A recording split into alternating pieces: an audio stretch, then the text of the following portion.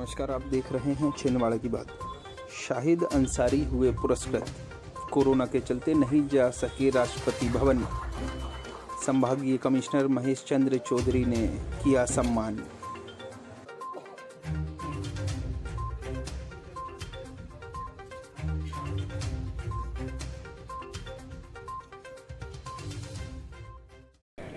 बहुत ही गौरवान्वित महसूस कर रहा हूँ और हमारे ज़िले का नाम पूरे देश में प्रथम स्थान पर रहा, इसके लिए बहुत प्रफुल्लित हूँ इस समय। सर, कैसा लग रहा है कि आपकी इच्छाएं रही होगी कि राष्ट्रपति के हाथों पुरस्कार मिले पर कोरोना के कारण मिल नहीं पाया?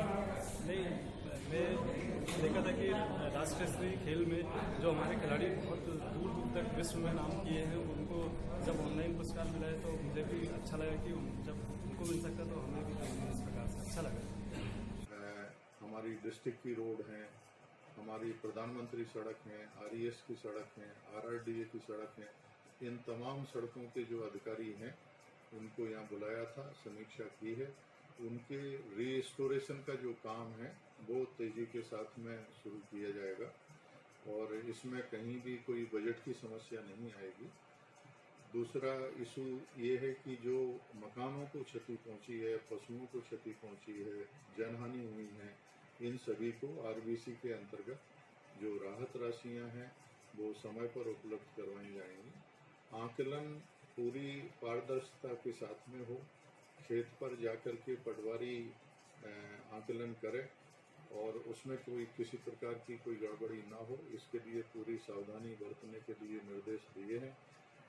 हम अभी मैदानी स्तर पर गांव में भी पहुंचेंगे और वहाँ पर मकान जो क्षति हुई है, फसलों की क्षति हुई है, उसको भी हम लोग देखेंगे और आगे चल करके जो मकान गाइडलाइन है और राहत राशि का वितरण है उसमें ट्रांसपेरेंसी बरती जाएगी और हम आम जनता के साथ हैं, पीड़ित परिवार के साथ हैं और पूरे मुस्तैद होकर के हमारा जो प्रशासन है और जिले के अधिकारी हैं वो एक टीम वर्क के साथ में काम करेंगे, सकारात्मक माहौल में काम करेंगे जिसमें कि हर पीड़ित व्यक्ति को जो है पात्रता के अनुसार उसको लाभ प्राप्त हो, लेकिन अपात्र इसमें ना आए और अपात्रों को कोई अनुचित तरीके से लाभ ना पहुंचे, इसके लिए भी हम लोग जो है पूरी तरह से जो प्रयास हैं वो करेंगे।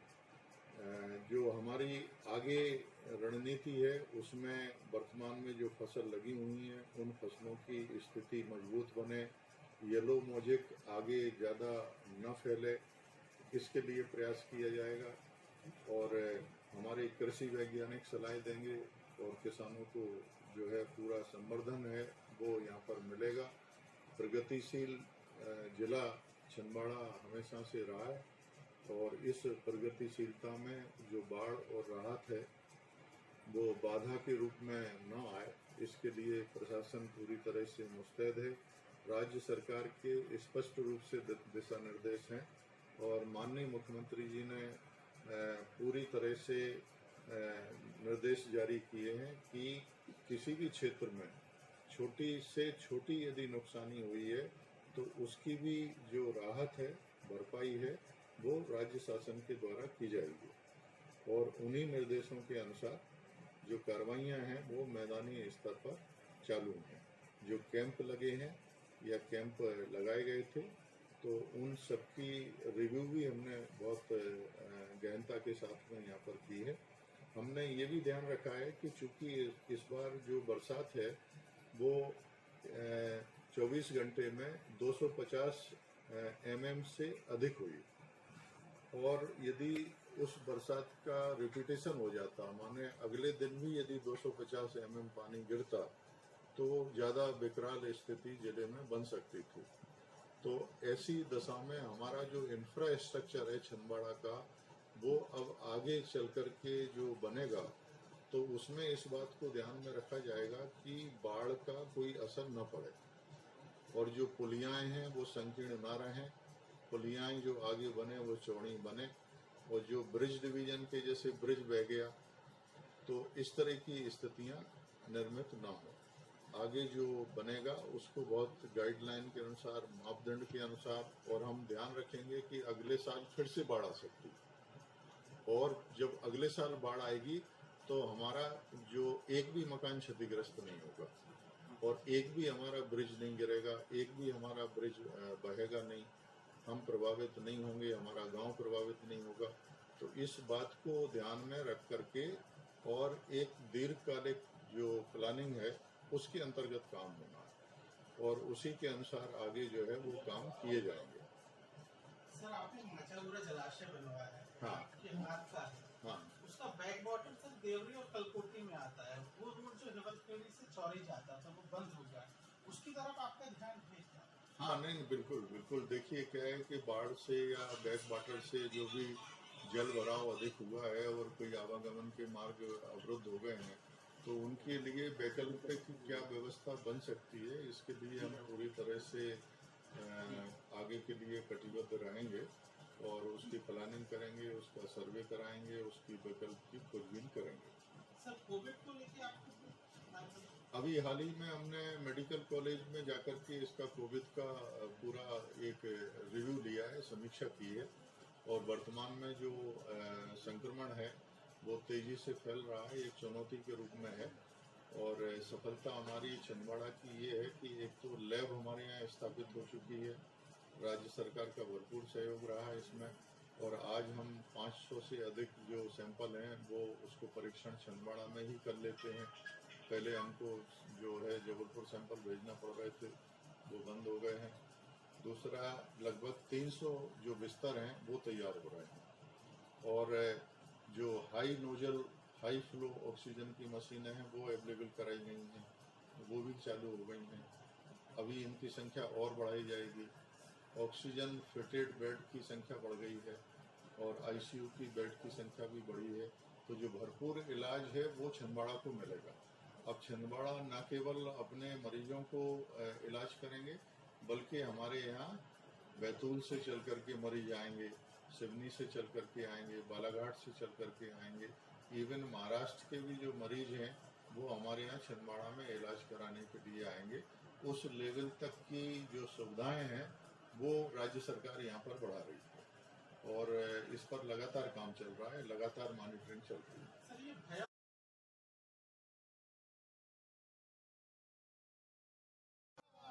हाथों में काली पट्टी बांध विरोध प्रदर्शन करते हुए अतिथि शिक्षक कलेक्ट्रेट पहुंचे।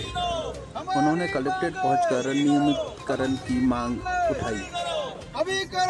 ज्ञापन है नियमितीकरण की मांग शिक्षक दिवस के अवसर पर शिक्षक दिवस का विरोध करते हुए अपनी मांगों को मनवाने के लिए माननीय शिवराज सिंह चौहान देश के मुख्यमंत्री तक अपनी मांग पहुंचाने के लिए हम आज ज्ञापन सौंप रहे हैं। और सर, एक निवेदन और था, कोरोना अवधि का जो वेतनमान माननीय प्रधानमंत्री जी ने कहा था कि कोरोना अवधि में किसी भी शासकीय नियमितीकरण की मांग को लेकर हम आज शिक्षक दिवस के अवसर पर शिक्षक दिवस का विरोध करते हुए अपनी नियमितीकरण की मांग को लेकर आज जिला कलेक्टर महोदय को माननीय मुख्यमंत्री जी के नाम अपना ज्ञापन सौंपने आए हैं।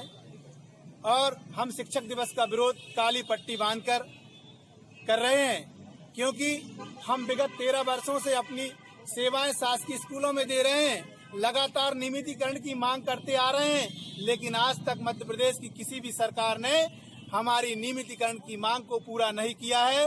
इसीलिए आज हम नियमितीकरण की मांग को लेकर काला दिवस शिक्षक दिवस को मना रहे हैं, काला दिवस के रूप में शिक्षक दिवस को मना रहे हैं और अपनी नियमितीकरण की मांग माननीय मुख्यमंत्री शिवराज सिंह चौहान जी तक पहुंचाने के लिए आए हुए हैं। धन्यवाद। जय हिंद, जय भारत, जय मध्य प्रदेश। मैं संतोष कहार, अतिथि शिक्षक संघ जिला अध्यक्ष छिंदवाड़ा। मैं सर्वेश श्रीवास्तव, जिला कार्यकारी जिला अध्यक्ष अतिथि शिक्षक संघ छिंदवाड़ा से। मैं माननीय मुख्यमंत्री महोदय जी से निवेदन करना चाहता हूं कि जैसा कि प्रधानमंत्री महोदय जी ने ये आश्वासन दिया था और लेटर भी जारी किया था कि हमारा जो लॉकडाउन अवधि का जो वेतन वो दिया जाएगा, मई, जून, जुलाई और अगस्त का हमारा वेतन आपके द्वारा प्रदान किया जाए। हमारे परिवार के जो छोटे छोटे बच्चे हैं वो भूखे मरने की नौबत पे आ गए हैं, हम उनकी फीस नहीं पटा पा रहे हैं। हमारा आपसे निवेदन है कि जल्द से जल्द हमारा वेतन जो है वो दिया जाए। धन्यवाद। जय हिंद, जय भारत। आपका नाम?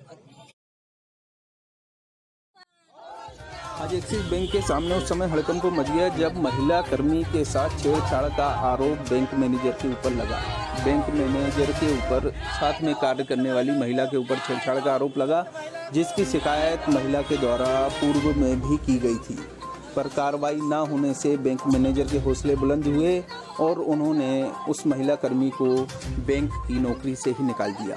आज कलेक्ट्रेट पहुंचकर बड़ी संख्या में महिलाओं ने इसके विरोध में शिकायत दर्ज की, ज्ञापन दिया और एक्सिस बैंक के सामने प्रदर्शन भी किया और जल्द से जल्द बैंक मैनेजर के खिलाफ कार्रवाई की मांग की।